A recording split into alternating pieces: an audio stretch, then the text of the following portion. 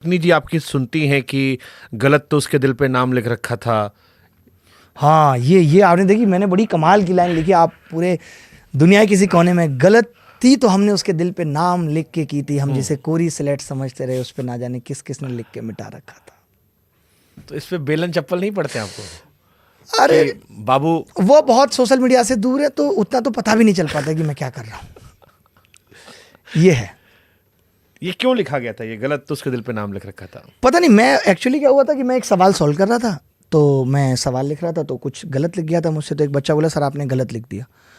तो वहाँ से मेरे दिमाग में आया कि यार गलत तो उसके दिल पे नाम भी लिखा था, जिसे हम कोरी स्लेट समझते रहे, उस पे ना जाने किस किस ने लिख के मिटा रखा था। ये तो हर लड़के का मुझे लगता है कनेक्टिंग होगा, वो सोचता होगा, ये बात तो सच है।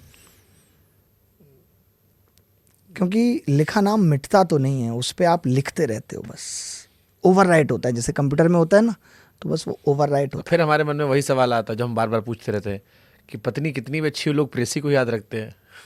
नहीं, पत्नी भी प्रेसी बन जाती है एक वक्त क्यों के बाद। पासवर्ड बना रहते हैं एक्स गर्लफ्रेंड ही? ऐसा लगता है, बट मुझे ऐसा नहीं लगता। मतलब आई एम वेरी देखो, very happy with my wife. वो और ऐसा नहीं है कि मैं ये यहाँ पे ठीक है, लेकिन जैसे आप कूद के बैठे अभी, जैसे गलत तो उसके दिल पे नाम लिख रखा था। हाँ, वो जो ये करंट आया यार, नहीं, बिल्कुल सही बात है। और वो भी ऐसा लगा कोई पुराना तार छेड़ दिया। ये अकेला नहीं है आपका, इसके अलावा भी आपने और भी कर रखा है इस बारे में। तुम में सुकून अब नहीं मिलता।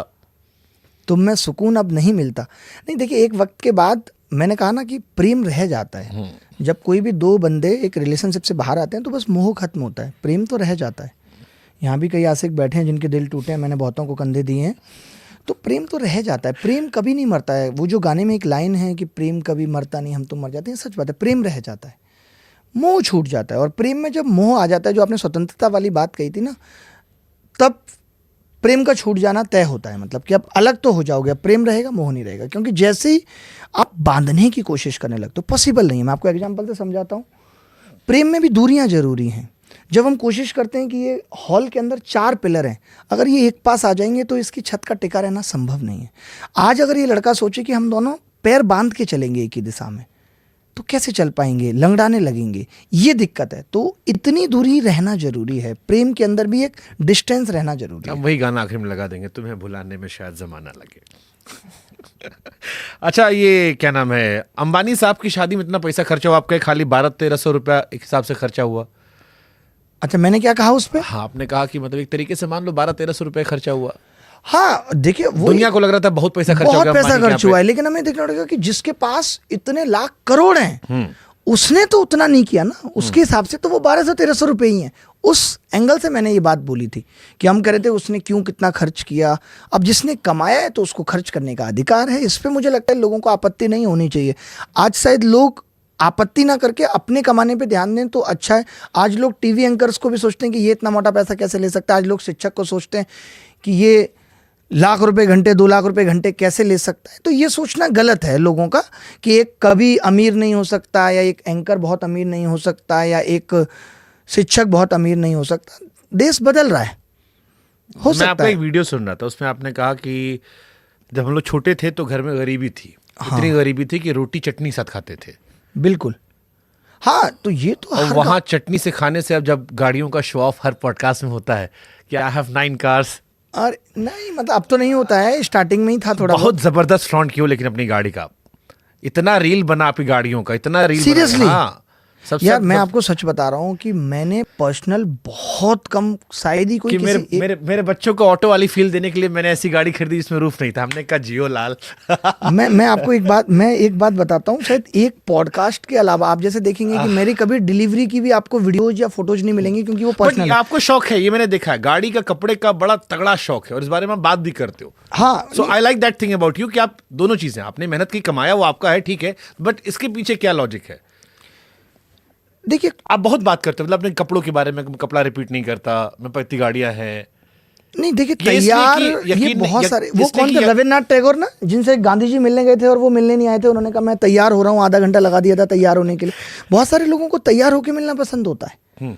तो ये उसका इंडिविजुअल है, ऐसा मुझे लगता है कि मुझे अच्छा लगता है तैयार होकर रहना। या इसलिए कि बचपन मुफलिसी में रहा, तो ये एक बड़ी वजह है। जब मैं कमाया तो उसको लग रहा है कि अब मैं जिंदगी आप जीऊंगा। बिल्कुल कमाल की बात कर रहे हैं, बिल्कुल आपने बहुत सही बात कही है। 12th क्लास में एक लड़की ने मुझे ये कह दिया था कि तुम्हारे पास एक जोड़ी कपड़े हैं और बात करते हो।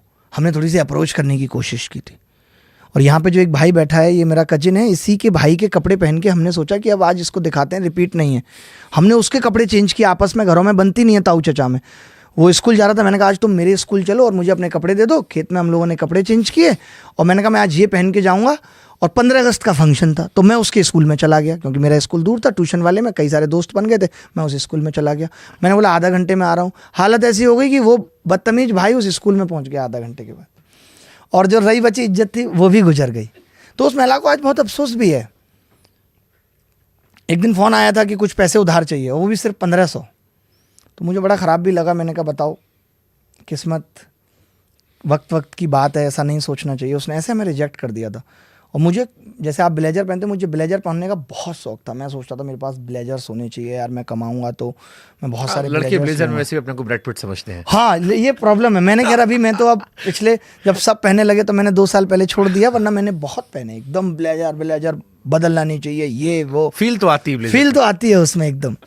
तो कपड़ों का शौक शायद रहा होगा बचपन में। जो आपने ये वाली बात, मुफलिसी वाली बात कही है, आपने एकदम सही कही है। शायद इस वजह से ऐसा लगता है कि यार वो वक्त मुझे वो बड़ा अच्छा लगा। मैंने कहा कि बच्चों को गाड़ी में थोड़ा फोबिया होता है, तो मैंने कहा ऑटो वाला फील देने के लिए एक करोड़ों गाड़ी खरीदते हैं। हमने कहा जियो, ये होते हैं अमीरों के शौक। अरे नहीं, मतलब ये है कि सब लोगों का। वैसे मैं आपको एक बात आपके पॉडकास्ट के माध्यम से ही बताना चाहता हूँ, क्योंकि बहुत सारे इंटेलेक्चुअल लोग देखेंगे कि अगर कोई ये सोच रहा है कि मैं एजुकेशन से पैसा कमाता हूँ, तो ऐसा बिल्कुल भी नहीं है।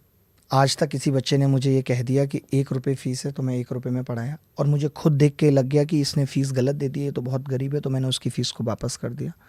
मुझे भगवान ने बाकी के रास्तों से पैसा बख्शा है। मैं ऐसी कंपनियों के साथ जुड़ा जिनके पास फंडिंग आई तो उन्होंने मुझे बहुत पैसा दिया, विदेशी पैसा, भले ही वो आज किन्हीं भी हालातों में, लेकिन उस वक्त उन्होंने दे दिया। तो मुझे भगवान की दया से पैसा मिला है। मैंने ऐसा नहीं है कि डायरेक्ट कोई अपनी company. It's a inspiration also. जैसे मैं जायसवाल को देख रहा था, यशस्वी जायसवाल क्रिकेट की दुनिया में गया, वो आज़ाद मैदान में रहता था, माँ बाप से दूर हो गया अपने। उनके कोच का मैंने इंटरव्यू किया तो उनके वो तबेले में रहा था।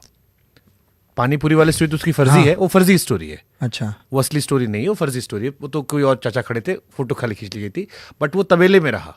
वो आज़ाद मैदान में खेलता था, वहीं बाहर काम करता था तबेले में, और वहां से निकल के उसने अपने माँ बाप के लिए किया। तो वो अगर खर्च कर रहा है तो वो इंस्पिरेशन है।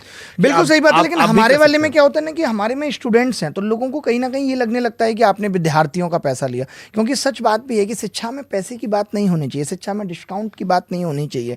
ये सब चीज़ें एक विद्यार्थी और शिक्षक के बीच में शोभा नहीं देती। चलो इसी एक सवाल पूछा था मैं, मुखर्जी नगर मार्केट के बारे में बताओ, क्योंकि वहां भी सेल लगती है। सेल कितना बुरा हाल हो गया, तो दुख लगता है मुझे। तो मैंने इस पे एक मुखर्जी नगर मसला करके एक फिल्म भी बनाई थी 15 मिनट की, और मैं अभी मुखर्जी नगर मसला पार्ट 2 भी बनाना चाहता हूँ, जहाँ पे दिखाऊं।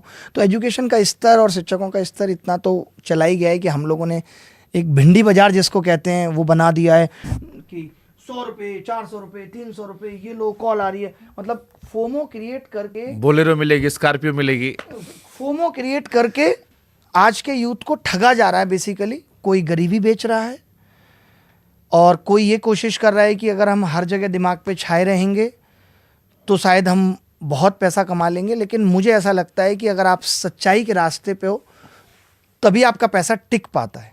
मैं आज और भी बिजनेसेस करता हूँ, बहुत बढ़िया चल रहे हैं भगवान की दया से। जिस वक्त थोड़ा पैसा आया तो ग्रेटर नोएडा जैसी जगह में प्रॉपर्टी से पैसा बन गया। तो ये भी याद है मुझे, बहुत सारे फ्लैट्स हैं मेरे जहां मैं किराया नहीं लेता। तो आप पूछे कि वो उस वक्त कितने सस्ते थे, आज ना पैसा बन गया। तो जब आप अच्छा करते हो तो पैसा अपने आप बन जाता है। ये मैं डंके की चोट पे कहता हूँ कि मैंने विद्यार्थियों को गुमराह करके, मैंने विद्यार्थियों को ठग के पैसा नहीं कमाया। आज भी मेरे पास जो 3-4 लोग हैं वो सिर्फ यही देखते हैं कि बच्चों की प्रॉब्लम क्या है। कोई बच्चा अगर ये कह दे कि मेरे पास पढ़ने के लिए पैसे नहीं है, तो ये जवाब नहीं हो सकता हमारी टीम का कि ये कह दे कि नहीं आपको देने पड़ेंगे। मैं डायरेक्ट बच्चों को कहता हूं कि आप मुझे मेल करिए, मैसेज करिए। और सिर्फ मेरे ही नहीं, दूसरे कोचिंग में भी आपको एडमिशन लेना है तो मेरी इतनी चलती है कि मैं वहां बोल दूं कि आप इन्हें फ्री में पढ़ाइए। और मैं आप सबको भी ये कहना चाहता हूं कि आप कितनी भी हाय हाय कर लीजिए, ऊपर वाले को देना होता है, वो किसी भी रास्ते से बख्श देता है। तो मैं उसी राह पे रहा। बट फिर वही सवाल पूछूंगा, डर नहीं लगता? इतना सरकार खिलाफ बोलते हो, फिर कह रहे हो गाड़ी घोड़ा फ्लैट ये वो, एक दिन तो सब सच्चाई के मार्ग से ही लिया है, उसमें कुछ भी ऐसा गलत नहीं है, तभी शायद आज बोल पा रहे हैं। आपको क्या लगता है? सब गलत वाले नहीं फंसते हैं ना? थोड़ा बहुत तो कहीं ना कोई गलती होती है। और देखिए जब इतने सारे, मैं कह रहा हूँ सब गलत वाले ही नहीं फंसते हैं। हाँ, आप ये कह रहे हैं कि सही वाले भी फंस जाते हैं, बट फिर ऊपर वाला है मदद करने के लिए, वो देखेगा। बाकी अगर आप किसी के हितों के लिए थोड़ा बहुत नुकसान झेलना भी पड़े तो उसके लिए तैयार रहते हैं। और बाकी हम मोदी जी से भी ज़्यादा फ़कीर हैं। बहुत दिन ज़िंदगी के ऐसे बचे नहीं जब हमें भी लगेगा और हम परमार्थ निकेतन में ऋषिकेश में मिलेंगे और गंगा निहारेंगे और खुद को पहचानेंगे।